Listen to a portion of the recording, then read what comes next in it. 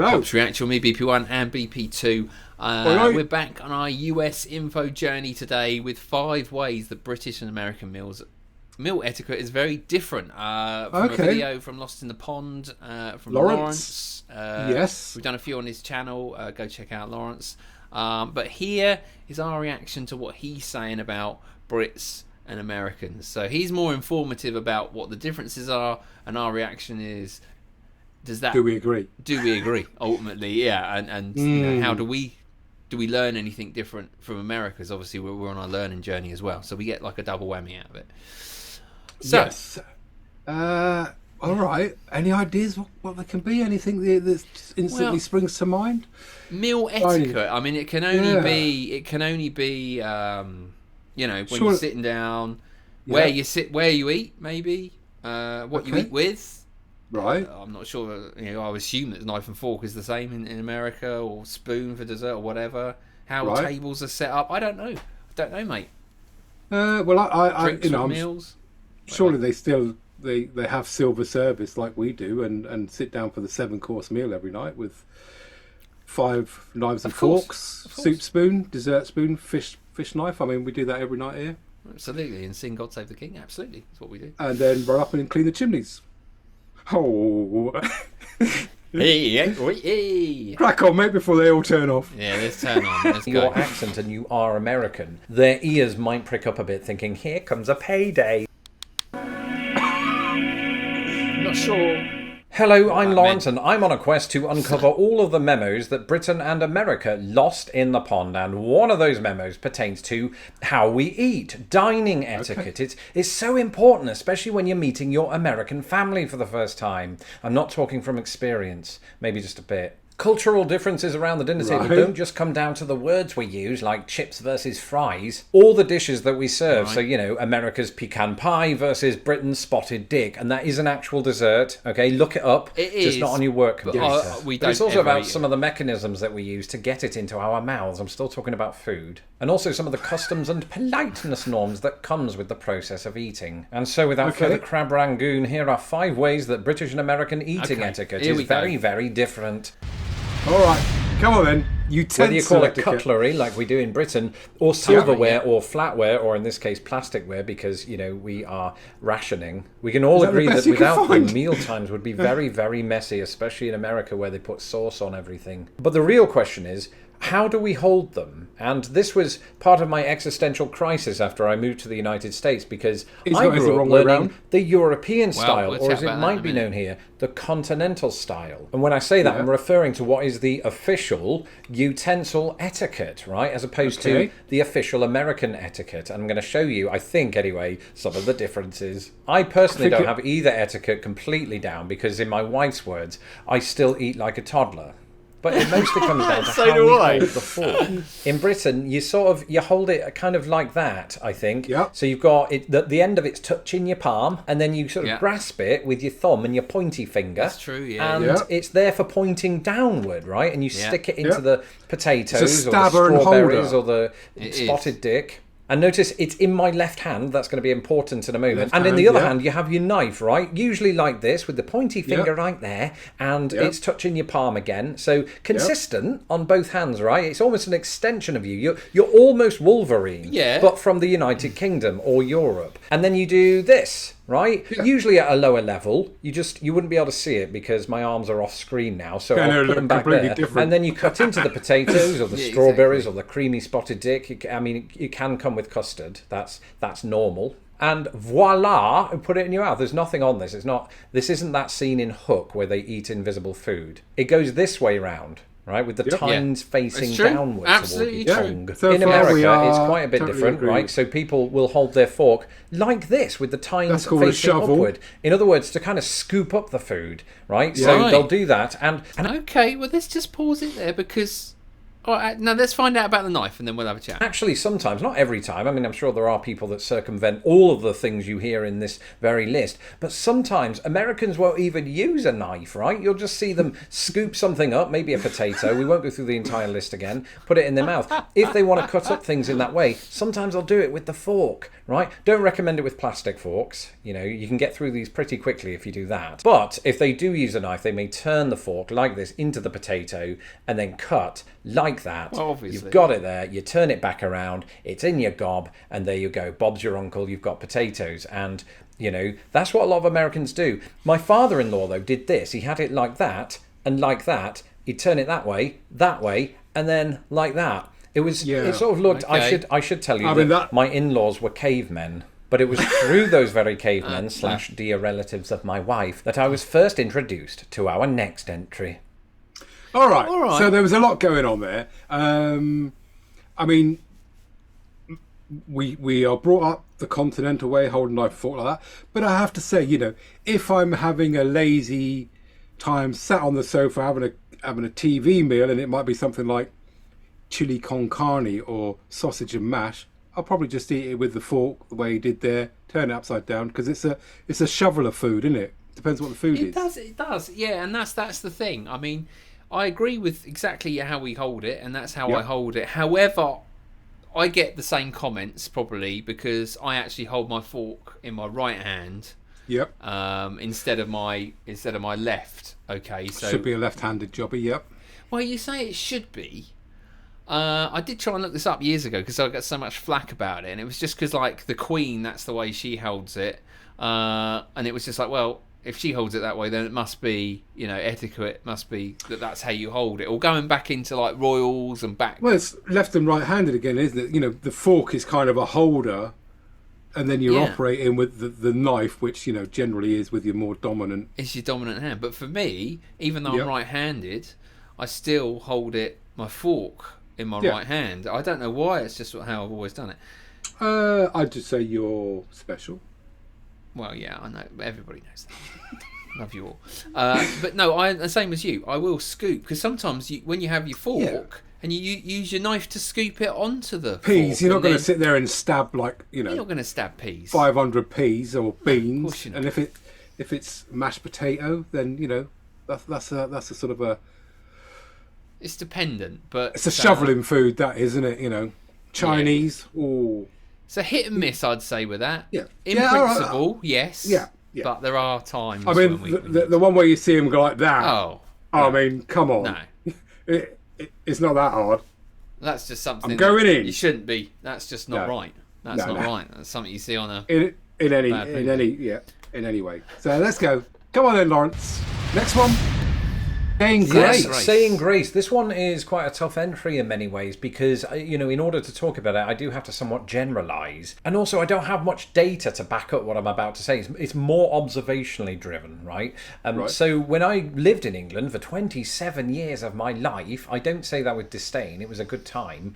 But in all that time, I don't really remember sitting down to a dinner function of any kind and really sort of saying grace beforehand. In other words, kicking off the meal with a sort of faith-based thanks. Now, part of that, and again, this is where the generalisation comes in, so bear with me, but in England, we tend to be less sort of like publicly open or just sort of even privately open, if you can be, among your family members about your religious beliefs. Whereas in the United States, I think people are more sort of proud of that, whatever their religious faith is. Yeah. And so sometimes in some families, and this again could be regional, so I might well be generalizing, but some families, including the extended relatives that I married into, I didn't marry them, I married into the family. Some families, and I gather maybe quite a lot of families here in the United States, particularly at special events like Thanksgiving or maybe even a homecoming of some kind, will sort of say grace before the meal, and there'll usually be one family member who stands up and says it on behalf of the entire group, and then you say amen and go about your way. For me, it was quite weird at first, I think. Now, I'm very respectful of other people's religious beliefs. I didn't really know what to do except just sort of sit there and then wait for it to be done, and then, because I had half a mind on the turkey. So what you're going to do? Let's be honest. Because you're just seeing it getting cold, aren't you? Yeah, we don't. I've never been to any meal in my 40 years where that any sort of religious, but that's just. But I think that is a generalisation definitely in the UK. I'm not saying it doesn't happen for everyone and certain religions in the UK, because I'm sure it does. I mean, it's something. In general, it's probably not. Sorry, mate. We're not in the same room, so sometimes if he has a pause, I'm in. You see, that's my cue. It's something that we've grown up seeing on movies, American films. That's where we kind of see it, isn't it? A lot of time.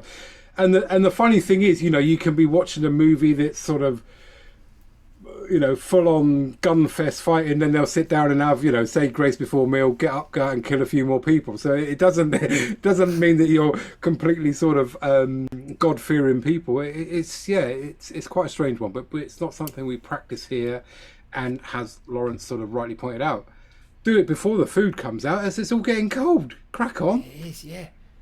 We're quickly going to say it. Then get in the kitchen and get it all out.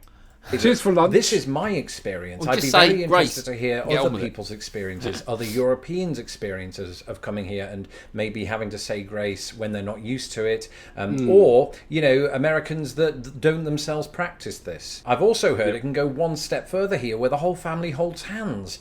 I definitely draw the line at that, especially right now. The best way that I can put this for British people watching back home is, COVID, in football, when somebody dies and they have a minute's silence within the stadium, and then when the minute's silence is up, they all erupt in applause and all of that. It's kind of like that, minus the applause. It's just an amen. But the energy after that is great, because you all want to tuck into your food. And because the energy's so good, that leads us on to our next entry. Okay. Table chatter. I don't mind a bit of chatter and exceptionally weird noises. And at an American dinner table, you're going to get a lot of chatter. Usually, again, this is another generalisation, but on the whole, this is my experience. And I'm one of those people who doesn't think that Americans are always loud, as the stereotype dictates. But one exception tends to be in restaurants, right? I do hear the volume go up there as compared to Britain, where it feels like we're always battling with this war within ourselves to not air our dirty laundry in public. I'm not saying we don't talk at dinner tables, don't get me wrong. It feels observationally, once again, and again, there's no data on this. There's not somebody going around measuring the decibels in every restaurant in either country, especially right now, because they're all closed. But that's my general experience of it. Now, I could be getting thrown off course a little bit here, because my wife's family are really Where are loud. you dining? Don't tell them I said that, although this is a public video. They know it's true. I've told them before, and that's why we've not spoken in a year. But here in America, you might be in a restaurant, sitting down with just one other person, trying to have a quiet, intimate conversation, and to your right there's this really loud family with a 5-year-old running around with a stupid hat on that he got from the restaurant, right? So they're further enhancing the volume of said family. And then on the other side there's clearly what is a date happening, and the woman is just sitting there quietly looking quite glum, while the man very audibly and haphazardly talks about all of the Fortune 500 companies he's worked for, and she stares into space, presumably thinking of all the ways that she can get out of there. But on the other hand, once you do get used to that sort of raised volume, it does add to the atmosphere, and if you're already in a good mood and you enter somewhere where thousands, that's a huge restaurant, hundreds maybe, where there's lots of people and they're in a good mood, and it just sort of bounces off the walls, But speaking of well, I mean, the first point I'll make there is the only place I know where you get a hat is Burger King. And that ain't no restaurant, Lawrence, so you're going to the wrong place for a start. Trying to pass off Burger King as a restaurant ain't going to fly.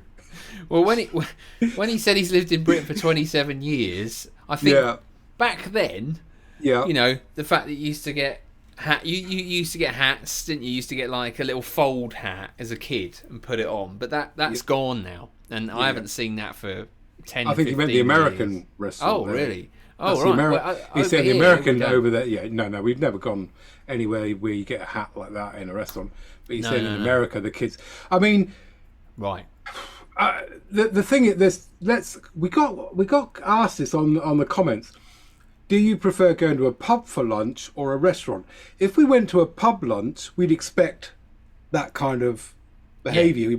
It'd be loud, you'll have kids running around, but then you're having a pub lunch, you expect that. If you go out to a fancy schmancy restaurant for a decent meal, Yeah. And that would be, you wouldn't have that kind of thing, and you wouldn't expect kids to be running around because probably too expensive to take your kids there for, and service as well. And you service, expect pub lunch is a bit more. I'll go and grab my own knife and fork, utensils, from the bit in the middle. Whereas you expect it all laid out in a restaurant, and then the service to be a lot better and more attentive. But okay, I'll get what you're saying. All right, it's loud. Well, loud versus. We don't know. I don't know that, but I quite enjoy the atmospheres that we have in our restaurants, and they're not too loud, and you can't hear too much about what's going on in the other one unless there's a joke being told and it gets it gets that. But I say in a pub, you have the telly on if there's football or rugby on. So people are trying to talk over that, and it gets a bit louder. But all right, let's crack it on, Lawrence. If you could hit the thumbs up button to this video. It would help us out massively at the channel, gets this video out to more people, and I know there's a lot of you out there, so if you could help us do that, that would be great. How many people in general? I would say there's about 7 or 8 people out there watching this right now, so if we could get all at least 7 of you at the same time. All right, so we've got 2 more, if my maths is correct. Let's see what... Restaurants. That brings us on to our next entry. Okay. Servers. My heart does go out to all of the servers and anybody else to whom this applies around the world who can't go into work right now. And a huge thank you to delivery servers who are able to keep people fed who might need it. But, back in peacetime when the restaurants were still open, there was quite a marked difference between, British servers and American servers and the way they sort of conduct themselves at the dinner table while you're eating your dinner. In Britain, they're quite standoffish, and I know that's just a trait of British people in general, I get that, but they don't have the incentive, which we'll talk about in a minute, to constantly be coming back to your table and seeing how you're doing, checking if you need a refill on that water, because you probably won't get one anyway. I'm joking, of course you'll get a free refill on your water, just nothing else. Often, know this, if you want their attention, you're going to have to get their attention yourself, and that includes when it comes time to pay the bill. Whereas in the United States, and each restaurant has its different policy on this, the waiting staff will come to your table every 5 minutes usually just to see how you're doing, and it seemingly doesn't matter if you're in the middle of a seriously one-sided conversation about the Fortune 500 companies you've worked for. They will still come over and go, hey, what's up? How's that tenderloin working out for you? And there are a couple of big reasons, I think, that American serving staff do this. Firstly, the company often dictates it. It's seen as a kind of data-driven way of, having good customer service. But having good customer service could well dictate this. All right, so stop it there, mate. With that, no. So, what's your thoughts on that? I mean, there are 2 trains of thoughts. I mean, there's the one where, I want to eat my dinner, leave me alone. Yeah. Yeah. Generally, it'll be, you sit down, somebody will come to you, what do you want to order? You order it, they'll come back, give it to you. Then they may come back and say, everything all right? Yeah, all fine, thanks. Got any more mayo? Cheers, lovely. And then you got, when you finish, if you want a round of drinks or something, you may have to go and find somebody or raise your hand, can get some more drinks. And then when it comes to paying the bill, same again. Chance I can pay the bill now. So that for me is enough. If I've got somebody coming back every 5 minutes, how's that tenderloin working out for you? Yeah, how's that tenderloin? Oh, hang on a minute. You got a little bit of something on your face there. Let me go let me do that for you, sir. That's it. Mate, I'm trying to work my magic on this young lady, and you're just ruining the whole atmosphere. So, less is more. Yeah, same as you. I mean, I have, normally if you'll get into the bottom of the drink, like Lawrence says, we're not going to be offered free refills, but they know that obviously from a UK side, they're probably like, well, make sure you do go over when you see their drinks empty because they might want to buy another one. Correct. So we get that as well, but I don't like to be consistently hassled every 5 minutes. No. I would just be like, yeah, cool, good service, but at the same time, you've asked me 6 times in this last 35 minutes. I haven't even got through my spotted dick yet. Just calm down. Custard all over my face. Let me get into it. All right, so that's where again, our levels of service. I don't know. To me, that works out fine. I'd probably, if I was getting that every time I went out for a meal, I'd probably get a bit mate, leave it. I'll give you a shout when I need. We're good. Come back in 20. Yeah. All right. Cool. All right, mate. Let's keep going. Yeah. This is the last one. It was the tip. Well, he might go back to his milk phase eventually. Yeah. Yeah. So the dreaded tip, or at least it was dreaded to me when I first moved to America, actually, when I landed at Philadelphia Airport. This is the first time I remember having to sort of navigate the American tipping system because I bought a drink at a bar at that very airport. And having bought the Jack Daniels, or 6, I'm not a good flyer. I turned to the gentleman next to me and I asked him, how does tipping work? And, you know, he very, very kindly offered, well, whatever the amount is on your receipt, just give them 85% of that. And that's about good. That's standard. That was a lie. And I ended up almost bankrupt. Firstly, in the United States, regardless of the amount, it's very much expected that you do tip because that's basically how servers make their wage. And the standard amount that you're expected to tip is the complete opposite of 85%. It's 15%, right? 15%. But if you thought it was good service, or just to be sort of a good person, really, you can definitely tip more than that. I typically tip. Just try saying that after 6 whiskeys. I did that night. I typically tip, particularly if I'm on a trip, 20%, or, you know, I might even round up to 21 if it kind of requires it. Tipping of some kind is expected here. In the UK, if you're thinking of going there, firstly, don't do that right now, but, you know, if after all this blows over, you are fancying going to the UK, then you're not required to tip at all, right? I mean, people get paid a sort of living wage, more or less, for being a server in the UK. It's good practice. You know, if you want to do that, you certainly can. 10% is recommended. And, you know, growing up in the UK, I never really did tip all that often, I must say. I think if I were to live there now, I probably would do so a bit more. It's not expected. I mean, servers aren't going to expect you to tip. No. Although, if they hear your accent and you are American, their ears might prick up a bit, thinking, here comes a payday, right? Oh, I see. That's Go for it, mate. Right at the beginning. All right. So, let's clear this up. In a pub, what have I made a mess again? You won't tip if you go out for a meal in a pub here, or if you go in and you have a pint, you'll pay for your pint, and that's all that's expected of you. If you're there all day, and you have a full-on day of it, and some lunch and whatever, and then you ask for the bill, and it's 45 quid, you may go, here's 50, whatever, get yourself a drink. Or if you're having some banter with the bar person, go, get yourself a drink as well when you order another one. Yeah. Because you're having a bit of a laugh. Yeah, I agree with that. And that's it. If you go to a restaurant and then you get the bill at the end and the service was really good and the waitress was, you know, stayed away long enough and came when she needed to, and you go, and the food was really good and it came to 50 quid, you may go, make it 60, please, when you do the bill. But it won't be on there. No gratuities required. Or sometimes if you go to a really posh one, there'll be a cover service, won't there, for the table for your... bit of bread. Yeah, but it's not like he is right. It's not expected in the UK, and they get paid. But what also happens normally in the UK, so if, like you said, we go to a restaurant and it's 50 quid, and I might go, and you get the little thing, they go, I think I'll give them like 56 or 57. Yeah, that £7 goes into, not for that person. So he hasn't really mentioned this yet. But that £7 goes into a tip pot, and then I think at the end of the week they might look in the tip pot and go, we've got 350 quid, and they split it between the 5 servers that work that week, divided by 300 that servers, evening or whatever it may even be that evening, because obviously different servers are on different evenings. So that's pretty much how it works in the UK. But you are right, in a pub I wouldn't tip, definitely wouldn't tip on any drinks, only if I'm sat there and eating, and I might bung a few quid on the end. And it's not in a pub, it's even less, isn't it? You would even tip less, not expected, no, like 3 or 4 quid or something, you know, even if I spent 40. It's not a lot.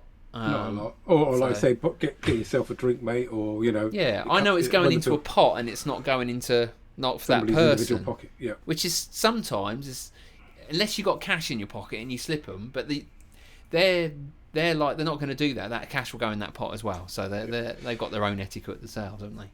And I mean, it's all well and good, sort of people saying, well, you know, you're tight or whatever.